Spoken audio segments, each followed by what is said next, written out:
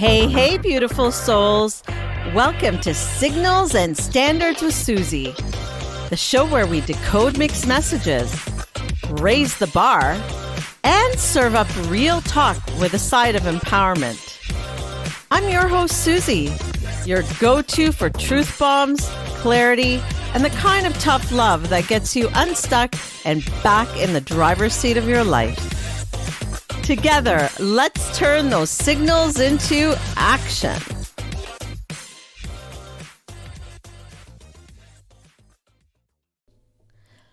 Welcome back to Signals and Standards with Suzie, the show where we read the signals, raise the standards, and help you reclaim your worth. Today, we're tackling a topic that's quietly becoming a game changer in wellness and relationships: emotional minimalism. So essentially, decluttering your mind and relationships. Now, I want you to pause and think about your life for a moment. Your home might be tidy-ish. Your calendar may be perfectly organized, but your mind, your heart, that's a different story. Emotional clutter, maybe the lingering resentment from a past argument or the mental replay of something someone said weeks ago, or even the constant overthinking, or perhaps the anxiety of the unknown, all can weigh us down without us even noticing. It can make decision-making harder, relationships more confusing, and the oh-so-important peace feel out of reach. Emotional minimalism is about creating space for what matters most. It's about letting go of the emotional baggage that keeps you stuck so that you can make room for calm, connection, and clarity. And who doesn't need a little more zen in their life, right? Today, we're going to break down exactly how to do this, from clearing emotional clutter to cultivating mental minimalism so that you can step into a lighter, freer, and more empowered version of yourself. So let's get started. So what does emotional minimalism really mean? And how do we even start? Let's get one thing straight. Emotional minimalism isn't about becoming numb or cutting people off. It's not about cold detachment or pretending that things don't bother you. It's actually the opposite. Emotional minimalism is a form of radical self-respect. It's the decision to be intentional about what and who you allow to take up that very valuable space in your mental and emotional world. Think of it this way. Your mind is like a home. Every thought, memory, emotion, and person you carry is a guest in that home. Some bring laughter, light, and comfort. Others leave muddy footprints on your floors and never pick up after themselves. Emotional minimalism is about learning to curate your guest list. It's standing at the door of your mind and saying, you can stay and you can visit occasionally. And sorry, this space is no longer available. We don't realize how much clutter we accumulate emotionally. Old arguments that still echo, guilt that lingers long after we've grown, expectations from others that never even belong to us. It's like keeping souvenirs from every disappointment, heartbreak, and mistake until your shelves are full, disorganized, and dusty. But really, nothing there brings you peace. And here's the thing. Emotional clutter doesn't always scream for attention. It often whispers. It shows up as overthinking, irritability, decision fatigue, procrastination, or even that heavy feeling that you're running on empty. It's like mental background noise, that static hum you stop noticing until silence finally returns and you realize how loud it really was. I like to think of emotional minimalism like editing your mental playlist. You know how you scroll through your music app and skip the same songs every time, but you never remove them? Those skipped songs are emotional clutter. They take up space and distract from the melodies you actually want to hear. When you finally clear them out, you make room for new music, new memories, new connections, new energy, and space for the stuff you actually want. Experts agree that minimalism, both physical and emotional, has profound effects on happiness and clarity. Psychologists often discuss how minimalism can actually improve mood, improve your focus, and also make you more resilient.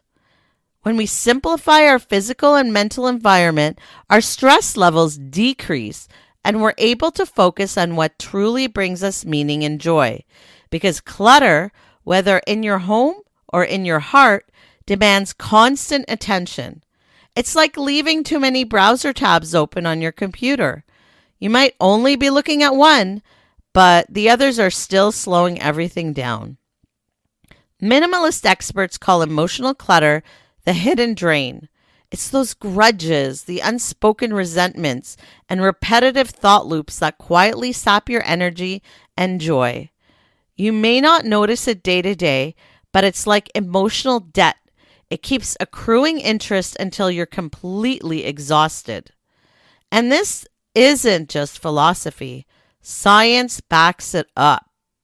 The International Journal of Research and Rehabilitation published findings showing that mental decluttering leads to better cognitive performance, emotional regulation, and even improved sleep quality. When you remove unnecessary emotional weight, you think more clearly, react more calmly, and sleep more deeply. It's a full system upgrade for your mental health.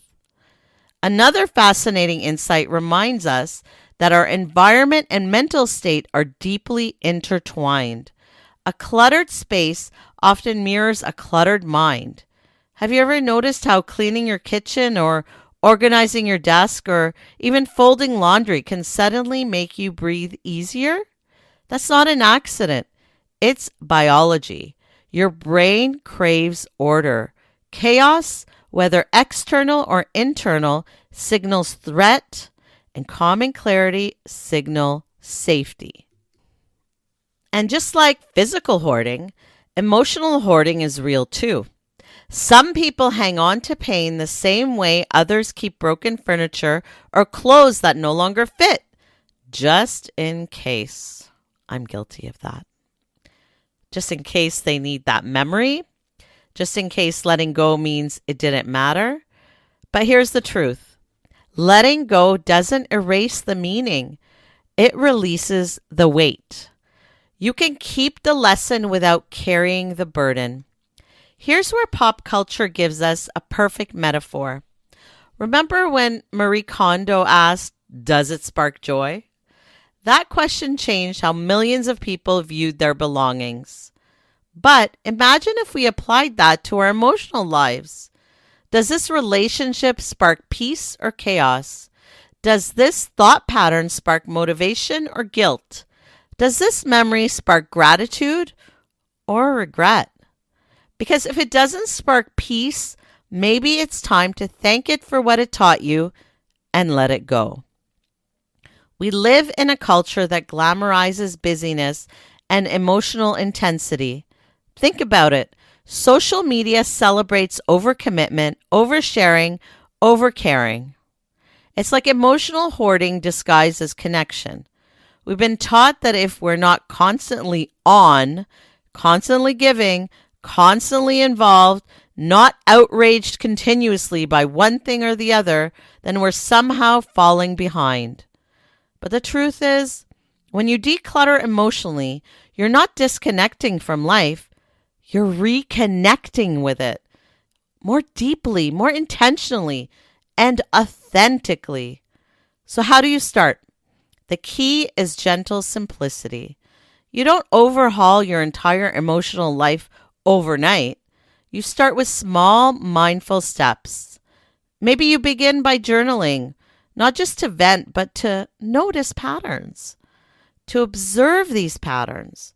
What drains you? What excites you? What do you keep replaying? Awareness is the first step to clarity. Then, look at your relationships. Ask yourself, who do I feel safe with? Who do I feel seen by? Who leaves me second guessing myself every single time? Sometimes emotional minimalism means closing the door softly on connections that no longer fit the person you're becoming. Next, set boundaries, not as walls, but as filters. Forgive where you can, not because the other person deserves it, but because you deserve the freedom that forgiveness brings. And if you want a simple starting point, here it is. Choose one corner of your emotional home, one lingering resentment, one draining friendship, one mental loop you're ready to release. Then ask yourself honestly, does this add to my life, or is it quietly weighing me down? Because here's the truth. Peace doesn't shout to be noticed. It whispers, but you can't hear it if your mind is too cluttered with noise. Emotional minimalism is the art of creating space for peace, not just people. And once you experience that quiet, that stillness, that sense of lightness, you realize it was never emptiness you were afraid of. It was your own clarity. Think about it. We've learned that we cannot fully embrace peace if our minds are crowded with emotional clutter. So before you rush to fill your next moment, pause. Ask yourself, what would happen if I stopped carrying what doesn't belong to me anymore? Imagine your thoughts like a playlist. Maybe it's time to hit delete on the noise, those old tracks that no longer fit who you are becoming, the songs you really don't like anymore. Peace doesn't shout. It hums quietly beneath that chaos, waiting for you to turn down the volume. Sometimes the most empowering thing you can do is stop trying to fix the noise and make space for silence. Let's take a moment to breathe that in. Clear that mental clutter. Let your thoughts settle and allow the stillness to rise. Think about what you need to get rid of. Thank you for joining us. Now we're diving into your questions about emotional minimalism and clearing the clutter in relationships. And remember, you can always send in your own questions at powercoachsuzie.com. Let's get started. Question 1. How do I know which relationships are worth keeping and which are just clutter? That's such an important question and one that hits home for so many of us. Relationships are supposed to add to your life, not drain the joy out of it. They should feel like sunlight, warm, uplifting, life-giving, not a storm that you constantly have to brace yourself for. If a connection consistently leaves you feeling anxious, underappreciated, or like you're continually walking on eggshells, that's emotional clutter disguised as companionship. As I've written before, one of the biggest lessons we learn in love and life is that not everyone deserves a front row access to us. Some people are meant to be in your life for a season, not a lifetime. We hold on to relationships out of nostalgia, fear of change or loneliness, or even guilt, and when they've clearly run their course. But emotional minimalism challenges us to ask, am I holding on out of love or out of habit? Because truth is, love without peace is chaos in a costume. Think of your emotional energy like a bank account. Every conversation, text, or moment shared is either deposit or withdrawal. Some people fill your emotional wallet with encouragement, laughter, and safety. Others constantly withdraw, leaving you overdrawn and depleted. Emotional minimalism isn't about cutting people off. It's about creating intentional boundaries that protect your peace and your emotional credit. Here's a little self-reflection exercise I often give to coaching clients. Make a list of your top 5 relationships. the ones you invest the most emotional energy into, and ask yourself honestly, do these people lift me up, keep me balanced, or weigh me down? Notice how your body reacts as you think of each name. Your intuition is more on point than you give it credit for. Maybe you'll feel tension when you think of one person or a sense of calm with another. That's your internal compass telling you who belongs in your inner circle. And let's be real, the most challenging part isn't letting go, it's realizing that you deserve to let go. We get so used to emotional chaos that peace can feel boring at first. But peace isn't boring, it's healing. You can't grow a garden in soil that's choked with weeds, right? And in the same way, you can't thrive in relationships that dim your light. Sometimes you have to do a little pruning, not because you're cruel, but because you're cultivating space for new growth. Sometimes that pruning includes help from a therapist or coach, but either way, you must get there. Remember, you're not responsible for keeping people in your life who keep you from being yourself. Let that sink in.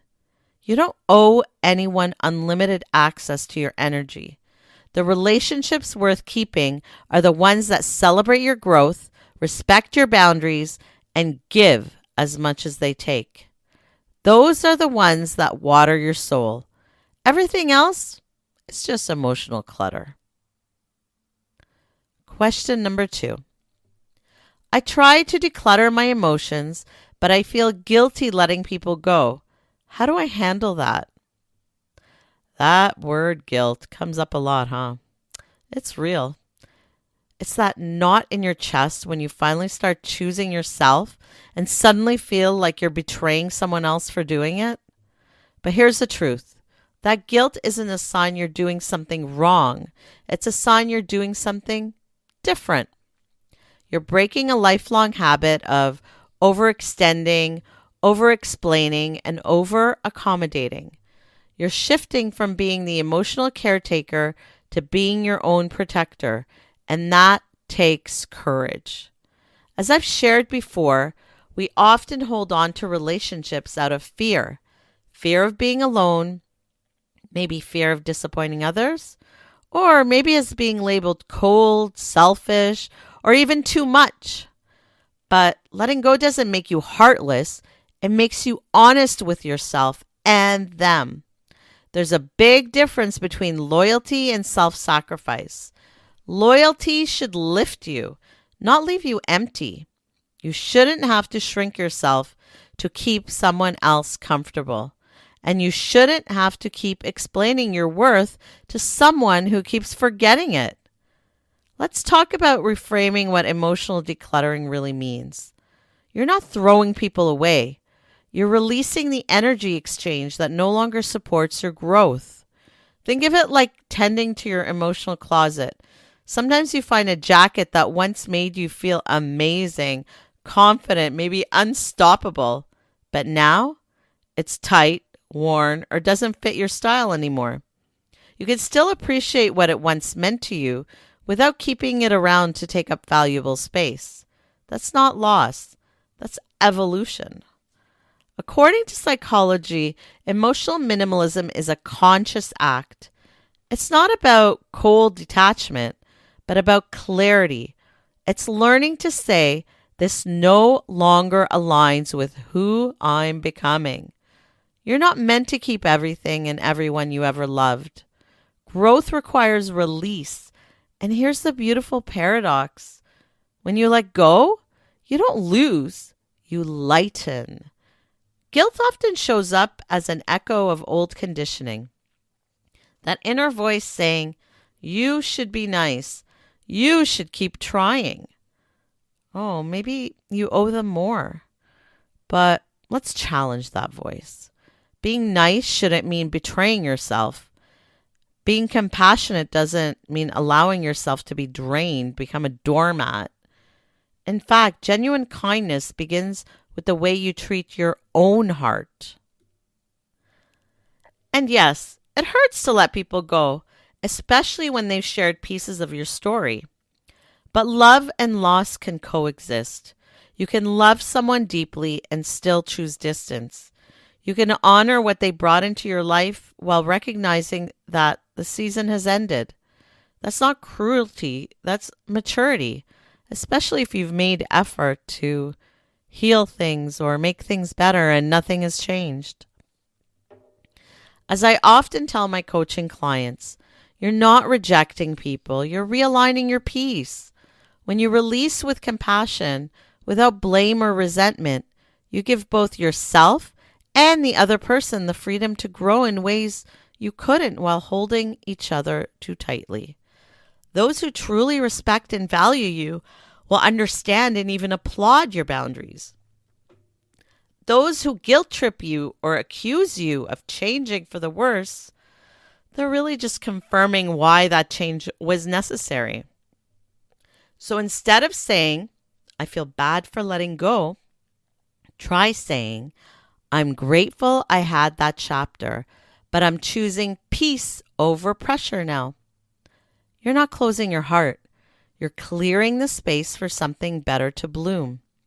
So have that mature discussion with them without guilt, because letting go isn't the end of something. It's the beginning of balance. It's the moment you stop apologizing for choosing peace and start realizing it was yours to choose all along. That brings us to question 3. Can decluttering my emotional space really improve my mental health? Absolutely. And here's the truth. Not only can decluttering your emotional space improve your mental health, but it can completely transform how you move through life. When you release emotional clutter, you're not just tidying up your inner world, you're rewiring your entire emotional ecosystem. Your body, your mind, and your energy all start syncing in ways you may not have experienced in years. According to experts, emotional decluttering reduces stress. It quiets those intrusive thoughts in your head, improves your focus, and it helps you process emotions more effectively. You literally free up mental bandwidth that's been hijacked by overthinking, resentment, or old heartbreak. And who doesn't have that? Think about it. How can peace find its way in when every inch of your emotional space is filled with noise? When you're constantly replaying past conversations, worrying about what people think, or internalizing other people's chaos, your nervous system stays on high alert. You're surviving, not thriving. But when you begin letting go of what no longer serves your emotional health, your mind stops running like an overheated computer with 100 tabs open. You can finally breathe. I once wrote that clarity is the greatest form of confidence, and that's precisely what emotional minimalism brings. It's the difference between living in reaction and living with intention. When you start clearing away guilt, fear, and self-doubt, you don't lose anything that was meant for you. You make space for everything that is. It's like stepping into a room filled with sunlight after being in a cluttered attic for years. You suddenly realize how much lighter life can feel when you stop carrying emotional baggage that was never yours to begin with. Mental and emotional decluttering directly improves your focus, your motivation, and overall emotional stability. That's because emotional clutter, much like physical clutter, creates cognitive overload. When your mind is scattered, even simple decisions feel draining. But as you declutter emotionally, by forgiving, releasing, and redefining your boundaries, your nervous system calms, your resilience builds, and your energy returns. Emotional minimalism isn't about being cold or detached. It's about becoming intentional in all aspects of your life. It's a deep act of self-respect that says, my peace matters. My peace matters. You stop needing to fix, chase, or prove, and instead start aligning with what actually fulfills you. Think of it like upgrading your operating system. You delete the outdated apps, the what ifs, the should haves, the toxic ties, and suddenly everything runs smoother. You're not as reactive. You sleep better. Your creativity sparks again. Even your body feels lighter because your emotions and physical health are deeply connected. A truth explored in The Body Keeps the Score by Bessel van der Kolk, which reminds us that unprocessed emotions often live in the body as tension, fatigue, or illness. We heard about that before. So, yes, emotional decluttering can absolutely improve your mental health, but it's more than that. It's a return to yourself. It's the quiet realization that peace isn't something you find. It's something you create when you stop giving your energy to what's been weighing you down. Because peace doesn't appear when life stops being messy. It appears the moment you decide your mental clarity is worth more than your emotional clutter. Here's something to think about. Your mental space is sacred. Just as you wouldn't leave your front door wide open or let clutter take over your living room, you don't have to let every thought, worry, or draining relationship occupy your inner world. The Q&As we just explored show that emotional minimalism isn't about cutting people off or shutting feelings down. It's about creating intentional space for what truly matters. Your energy is precious, and the more you protect it, the more room you make for clarity, creativity, and genuine connections. As we move into the next section, think about this. What stuff in your mind or heart could you release today to make room for growth and peace? Take a moment when you have time to jot down one thought, one worry, or one relationship you can start letting go of. Even just a small step counts. Your journey toward emotional minimalism begins with a single intentional choice. Now, I would like to share a discussion from a recent client session. And I promise, if you've ever felt stuck or like nothing you do is working, you're going to relate to this. This client came to me feeling completely trapped in their own life. No matter what they tried, improving relationships, setting goals, practicing self-care, it felt like they were running on a treadmill, moving, exerting effort, but never actually getting anywhere. They described it as overwhelming, frustrating, and honestly exhausting. And I don't blame them. It's so common. We see that a lot. We try everything, new routines, better boundaries, self-help exercises. Yet some days we feel stagnant, stuck, like our energy is leaking away into some invisible hole. So we started by exploring emotional minimalism. This idea that your mental and emotional space is sacred. And I really want you to picture this. Imagine your mind like a room. If it's full of clutter, old worries, unresolved conflicts, self-doubt, guilt, perfectionist expectations, there's no room for light, right? For clarity, for creativity, where there's no room for all that good stuff. Emotional minimalism is about intentionally clearing that space. You're not erasing your history or pretending pain doesn't exist. You're simply choosing what belongs in your inner room now and what no longer serves your growth. We began by identifying the mental and emotional clutter this client was carrying. There was lingering self-doubt that whispered, "You're not enough," at the worst possible times. Overcommitment to others that left them with zero energy for themselves, and perfectionist expectations that created constant pressure to perform, please, and control outcomes. I explained that emotional minimalism isn't about doing less to be lazy. It's about doing less of what drains you so you can do more of what nourishes you. Next, we broke things down into small, actionable steps because I've learned that transformation doesn't happen in giant leaps. It occurs in tiny, intentional shifts.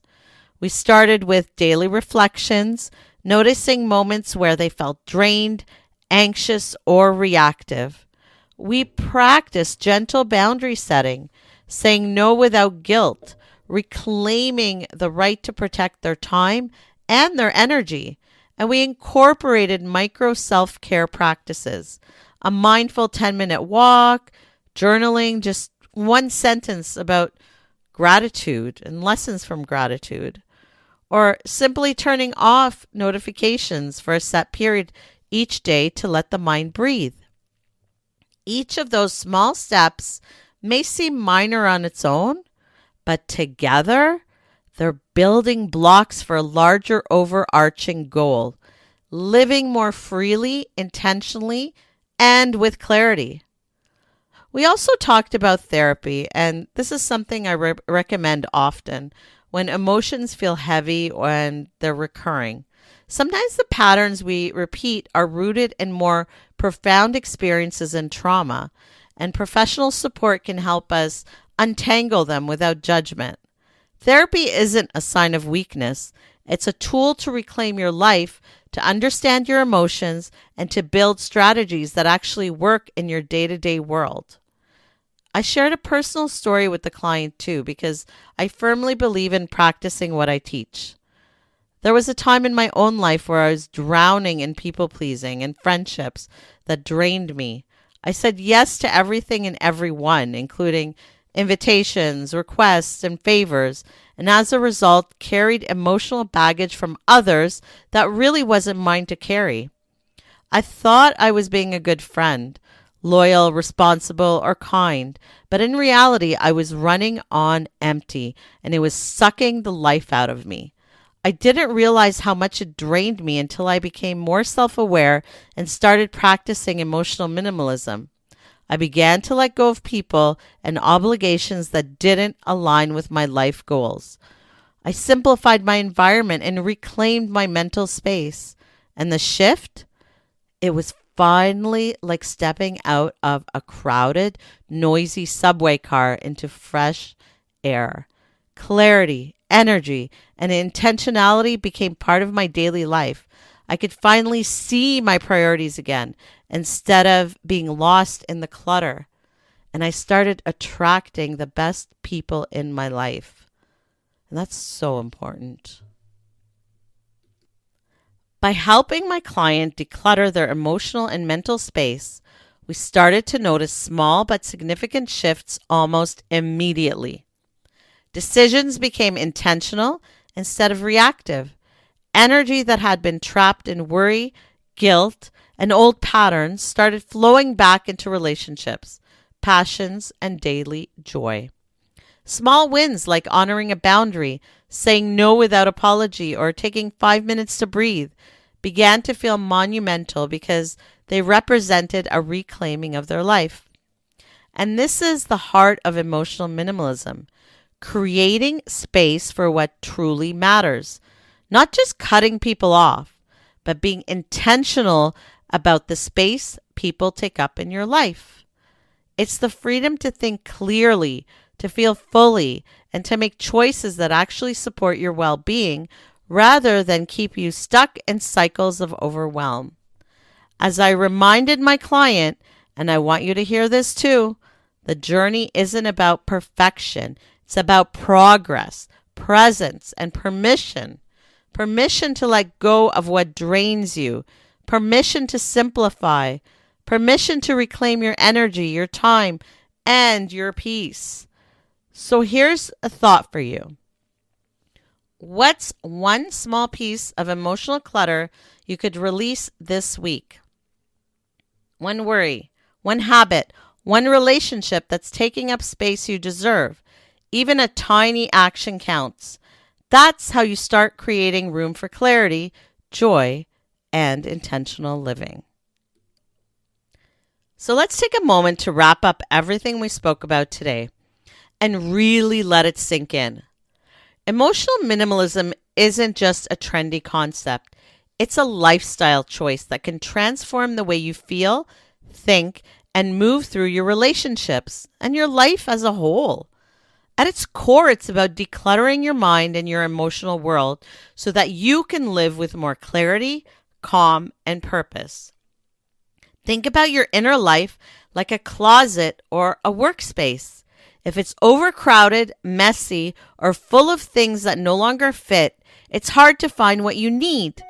The same goes for your mind and heart. Emotional clutter, old grudges, toxic relationships, self-doubt, perfectionism can pile up quietly, taking up mental real estate without you even realizing it. And the more space it occupies, the harder it is to think clearly, to feel peace, or move forward in your life. So, what do we do about it? First, identify the clutter. Notice which thoughts, relationships, and habits leave you feeling drained instead of energized. Then, set intentional boundaries, gently, firmly, and without guilt. And finally, intentionally release what no longer serves your growth. Remember, letting go isn't about giving up or being harsh. It's about creating space for what truly matters. There are many tools you can use to support this process. Journaling can help you identify patterns and clarify your feelings.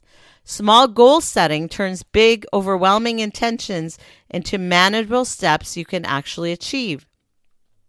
Therapy or coaching can guide patterns that feel heavy or repetitive.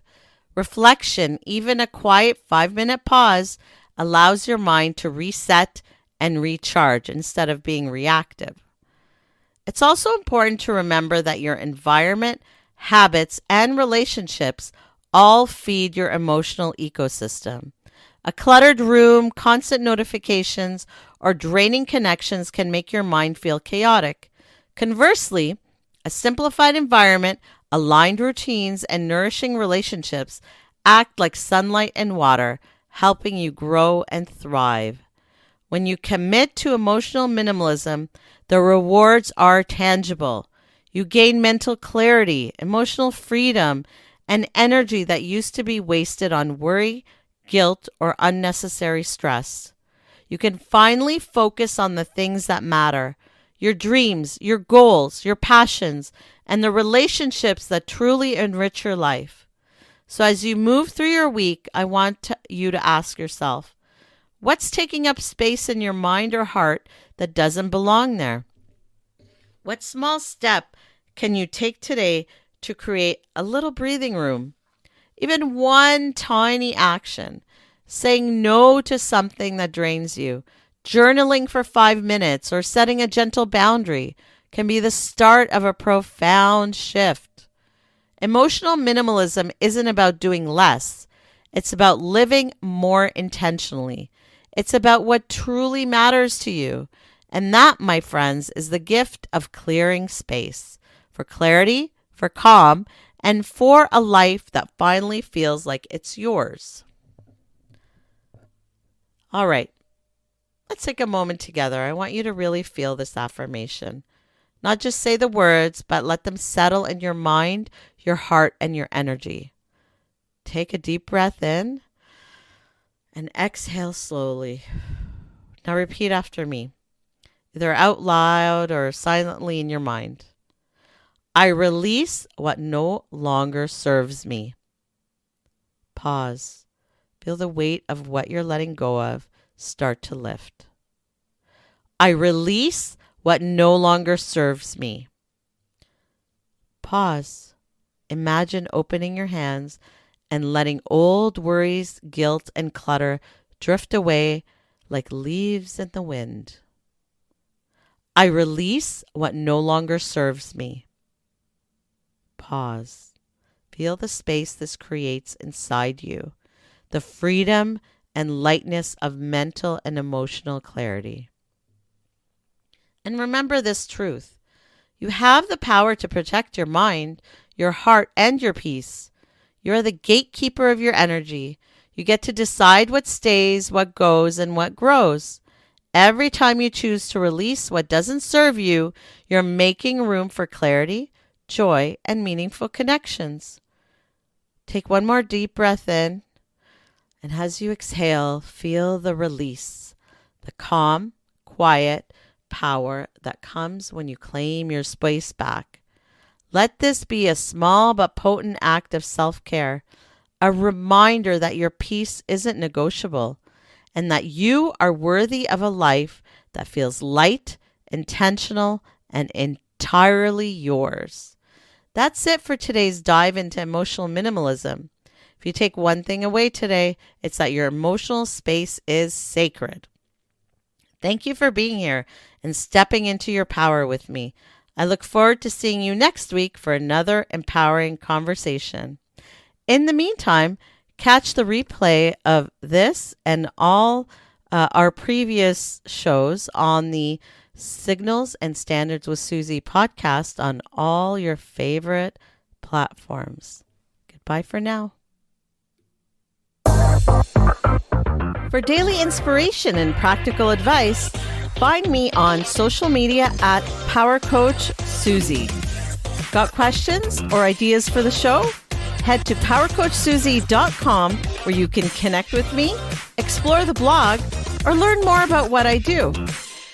This is Suzie signing off. Until next time, keep reading the signals and never, ever lower your standards.